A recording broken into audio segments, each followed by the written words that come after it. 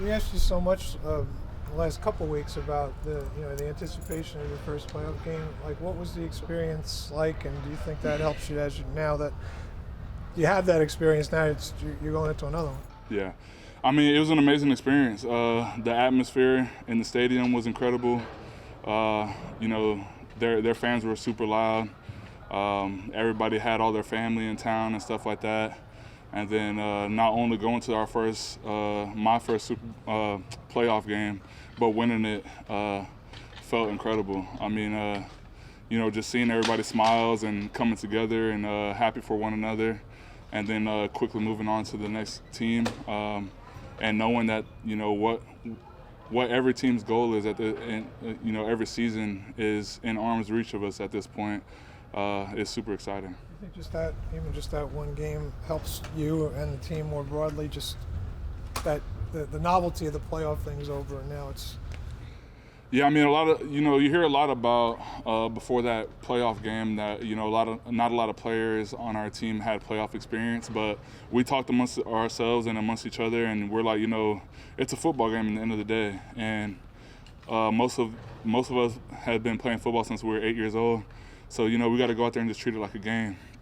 But with that being said, it still is a different feeling in the playoffs, and now I feel like we have a little bit of that playoff experience and a win under our belt, and just a little more fire and attitude, and going into this next one. What made it different last week than your first playoff? Did it feel different during the game? I mean, the difference is, a mistake is magnitude is magnified, and you need your best players to play their best in a situation like that, and it's all on the line. So everything is just at a higher level. Like whether you're making a mistake or making a play, it's just at a higher level. And I think we did a good enough job of staying together, and playing play after play, and if their offense scored on us, we weren't hanging our heads down. We were ready to go out there for the next play, and I think that type of mentality that we had has to keep going in the next few games. NFL Films put together a little highlights of Dexter in that game. Mm-hmm. I mean, there were times it looked like he was playing against a high school team or something. Do you sometimes marvel at the way he's able to dominate like that? I do, actually. I mean, game respect game type of thing, you know what I mean? It's just like some of the stuff I've been able to see him do this year has just been like, whoa. Like, I've seen D tackles, do a swim move or do a rip move or do a long arm or do like all these things that like will get them free. But I'm like, okay, I've seen another D tackle do that before. Whereas like he's doing things that I'm just like, I've never seen no other D tackle in this era do that. You know what I mean? And it's like he's one of a kind type of player, and like a generational player, in my opinion.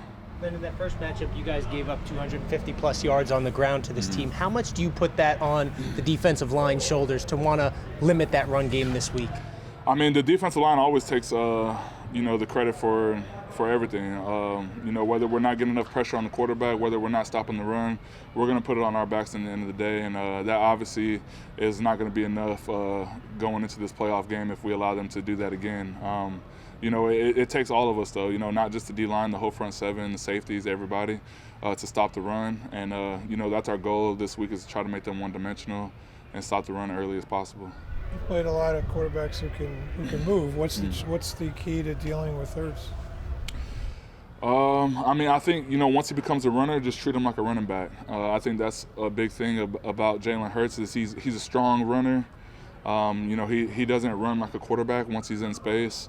And I don't think you should approach him as a quarterback once he is starting to run. I think you need to treat him like a running back, take the right angles, put your body on him and tackle him strong, and try to fluster him when he's back there standing in the pocket. You didn't play in the first two Eagles games. Everyone talks about third time. You haven't been there yet. What have you observed looking at those, the tapes of those games, but also what about their offensive line, specifically going against Kelsey? Yeah, I mean, I haven't been able to play against them the two times we played them this year yet, so I'm looking forward to this one. I feel like their offensive line works well together, starting with Kelsey. He's a really good center. A lot of people call him like the Tom Brady of centers. He knows protections. He knows, he just has feelings for pressure and blitzes and all type of stuff like that. So, give him credit where it's due. He's a good guy. He's a good center. And, we're going to have to attack this offensive line. Given the fact that you guys were banged up in that first matchup and resting a little bit in the last matchup in Week 18, do you feel like that provides you guys with a little bit of an advantage because they haven't seen your best shot yet? I don't know, about advantages or weaknesses or anything like that. I do know, we do have a more healthy team this time going around. And, I'm looking forward to, most of our guys on defense, a lot of our guys on defense were banged up the last few times we played them. And, I'm looking forward to playing with a complete team this time around. I just talked to Xavier, and he said that you're going to walk in through the tunnel at the stadium. It's going to be crazy, but he said you guys are able to kind of tune that out. The fans aren't playing, you are. And how do you handle that? Because obviously this is one of the most heated rivalries in sports. I guess everybody looks at it in a different way. I don't really tune it out. I just make it my own noise. You know what I mean? Like when I hear crowd noise, I don't see it as like that's the opponent's crowd. I'm just like, it's a crowd cheering at the end of the day.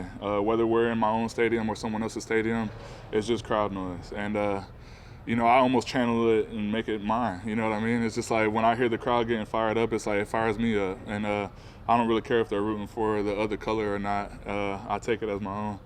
And, I actually love that type of environment. Like the last game we played in against the Vikings, they just had an incredible environment, and I loved it. Leo, you guys appear really loose during practice, dancing around and whatnot. How important is that not to make too big a moment of it, and how much does that come from your head coach? I think that's huge. I think that's something that I've very valued in this team. Is we're serious when we have to be. Obviously, we're taking this seriously, but at the same time, I think we have to be loose and have fun, and remember that it's a game.